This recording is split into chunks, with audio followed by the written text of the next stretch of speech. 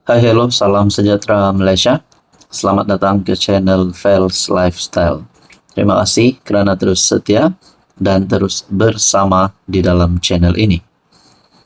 Pilihan Raya Negeri Sabah pada tahun ini antara yang menjadi tumpuan seluruh rakyat Malaysia dan paling utama menjadi tumpuan seluruh rakyat di negeri di bawah bayu. Sebelum pilihan raya negeri Sabah diumumkan, berkaitan dengan skandal rasuah di Sabah telah menjadi satu cerita yang paling panas di kalangan rakyat Sabah. Di kedai kopi, di mana-mana saja, terutamanya di media sosial, menyebut tentang isu ini. Lebih-lebih lagi, beberapa kepimpinan tertinggi kerajaan negeri Sabah disebut dan beberapa wakil rakyat di dalam kerajaan negeri Sabah GRS disebut di dalam skandal ini. Nah, setelah saya bertanya kepada subscriber di dalam channel ini sebelum ini, saya tanya, kalaulah Haji Ji akan letak jawatan akan ditumbangkan, saya tanya saja, adakah Bung Mokhtar layak untuk menjadi Ketua Menteri Sabah? Nah, ini ada dua jawaban yang saya terima. Yang pertama, salah satu menjawab tidak layak. Nah, saya tanya, adakah Bung Mokhtar bakal dilantik jadi Ketua Menteri Sabah yang baru selepas ini? Jawaban pertama berkata tidak layak. Nah, jawaban kedua pula, yang layak ialah Datuk Jeffrey Kitingan. Seperti yang kita tahu, Presiden STA Datuk Jeffrey Kitingan adalah timbalan Ketua Menteri Sabah.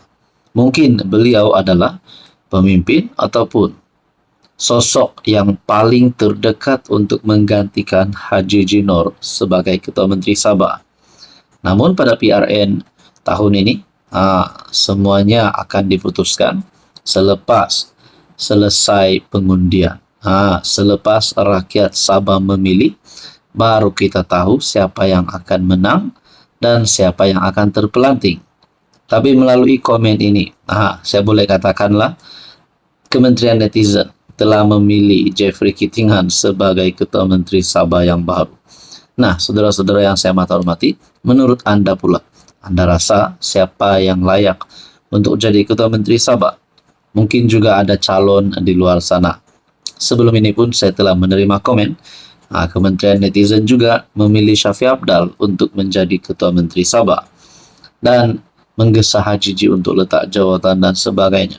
Tapi semua itu hanyalah komen biasa dan hanya pandangan. Akhirnya kita nantikan selepas pilihan raya negeri Sabah 2025. Pilihan raya negeri Sabah ke-17. Saudara-saudara yang saya hormati, apa komen Anda berkaitan dengan isu ini? Silakan komen di bawah. Teruskan bersama di dalam channel ini untuk isu yang seterusnya. Hai, hello, salam sejahtera Malaysia. Selamat datang ke channel Fels Lifestyle. Terima kasih kerana terus setia dan terus bersama di dalam channel ini. Saudara-saudara, tuan-tuan dan puan-puan yang saya amat hormati, berkaitan dengan isu skandal rasuah di Sabah yang sebelum ini melibatkan nama Ketua Menteri Sabah, melibatkan beberapa adun GRS. Ada yang kata perkara ini akan membawa kepada satu kesan yang sangat buruk terhadap pimpinan Haji Jinor, terhadap gabungan GRS untuk mendepani pilihan raya negeri Sabah ke-17 pada tahun ini. Dan pada akhirnya, setelah SPRM ada membuat kenyataan berkaitan dengan siasatan ini, ada keputusan terbaru SPRM yang menyatakan Haji Ji tidak terbabit. Akhirnya, tanpa segan, tanpa silu, ataupun rasa tak tahan lagi, Presiden warisan Syafi Abdal dalam satu kenyataan berkaitan dengan skandal Sabah, azam bersihkan Haji Ji belum memadai. Walaupun Ketua Pesuruhjaya SPRM, Azam Baki sudah membersihkan nama Ketua Menteri Sabah, Haji Jinor, daripada sebarang salah laku, skandal rasuah melibatkan lesen perlombongan, namun Presiden warisan Syafi Abdal berpandangan ia belum memadai. Syafiee menegaskan kenyataan azam sahaja tidak memadai untuk menutup persoalan yang timbul daripada isu berprofil tinggi itu. Kalau itu yang azam katakan, tetapi kita sudah tahu keadaan-keadaan yang akan berbangkit. Kalau ekornya ada, kepalanya juga mesti ada. Kiasnya seperti dilaporkan media tempatan. Katanya, meskipun seseorang yang meluluskan sesuatu projek tidak semestinya bersalah, namun semua aspek berkaitan, termasuk dokumen dan aliran uang, wajar disiasat secara mendalam. Perkara ini harus diperincikan secara menyeluruh dari segi dokumentasi, aliran keuangan transaksi. Penting untuk kita lihat keadaan mana yang boleh kita katakan bahawa ada penyelewengan, kata Syafiee, yang juga adun senalang. Desta melaporkan kenyataan azam yang menafikan penglibatan Haji G dalam kes berkenaan. Jangan risau, Haji G tidak terlibat dalam kes ini, katanya seperti dipetik media tempatan.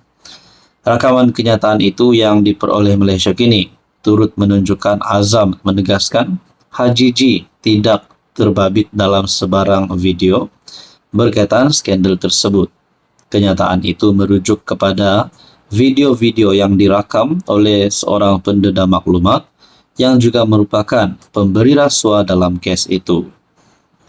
Azam turut memaklumkan Haji G telah dipanggil sekurang-kurangnya 2 kali untuk memberi keterangan dan memberikan kerjasama penuh kepada pihak berkuasa. Nah, dengan ini, Azam Baki mengesahkan Haji G tidak terlibat. Kalau kata Haji G ditangkap, susah jugalah nak cakap begitu. Akhirnya, Azam Baki mengesahkan Haji G memang tidak terlibat dalam kes ini. Apapun, kita nantikan saja apa yang akan berlaku. Adakah dengan gesaan ataupun kenyataan daripada Syafiee Apdal ini menunjukkan bahawa beliau pun layak untuk menjadi Ketua Menteri Sabah selepas PRN 17 Negeri Sabah? Apa komen anda? Hello semua, salam sejahtera. Selamat datang ke channel Fels Lifestyle. Terima kasih kerana terus setia dan terus bersama di dalam channel ini. Kepada yang baru di dalam channel ini, admin ucapkan selamat datang dan selamat bergabung. Saudara-saudara, sekian lama kita telah update berkaitan dengan hubungan di antara Tun Mahathir dan juga Anwar Ibrahim. Setelah Anwar Ibrahim berjaya menang gabungan parti yang mempunyai kerusi paling banyak menang pada pilihan raya umum ke-15. Dan setelah Anwar Ibrahim berjaya membentuk kerajaan perpaduan menjadi Perdana Menteri, akhirnya Tun Mahathir pada ketika itu hilang deposit, parti kalah teruk. Nah, saudara-saudara, ada yang kata Mahathir perlu berehat. Setelah PRU15, selesai PRU15, Mahathir perlu berehat. Mahathir sudah kritikal dalam keadaan politiknya, tidak mampu tumbangkan Anwar lagi. Ada yang kata Mahathir jangan campur tangan urusan kerajaan.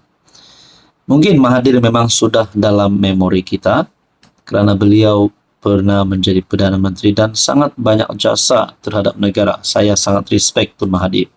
Tapi mungkin betul juga sudah tiba waktunya Tun Mahathir untuk rehat. Pada akhirnya, saudara-saudara, sajak kenyataan media dalam kapsul masa Gamit Memori Dr. Mahathir di saat usia Mahathir yang menghampiri 100 tahun, walau dalam keadaan tangan berbalut kerana kecederaan tertentu. Bekas Perdana Menteri Dr. Mahathir membuka kapsul masa wawasan 2020 pada program yang berlangsung di Menara KL. Nampaknya Tun Mahathir sedang mengalami kecederaan tertentu. Harap-harap Tun Mahathir sihat saja. Kapsul masa yang disimpan sejak 1 Oktober 1996 kini berusia 28 tahun yang menyimpan pelbagai barangan terpilih. Pada masa itu, Dr. Mahathir tampil membuka kapsul dan mengeluarkan barang-barang yang terdapat di dalamnya, termasuklah gambar-gambar pembinaan Menara KL, wang kertas RM2, poster Menara KL, filem gambar, keratan iklan Menara KL, cakra padat, VCD, dan beberapa barang lain. Hadir sama Dr. Hasma Muhammad Ali, bekas PM Muhyiddin Yassin, pengarah urusan Menara KL Sendirian Berhad, dan beberapa bekas Menteri Kabinet. Pada sidang media, Dr. Mahathir yang kini berusia 99 tahun berkata, dia langsung tidak menyangka masih berpeluang untuk membuka kapsul berkenaan di usianya sekarang. Nah, saudara-saudara yang saya hormati berkaitan dengan isu ini, apa komen Anda?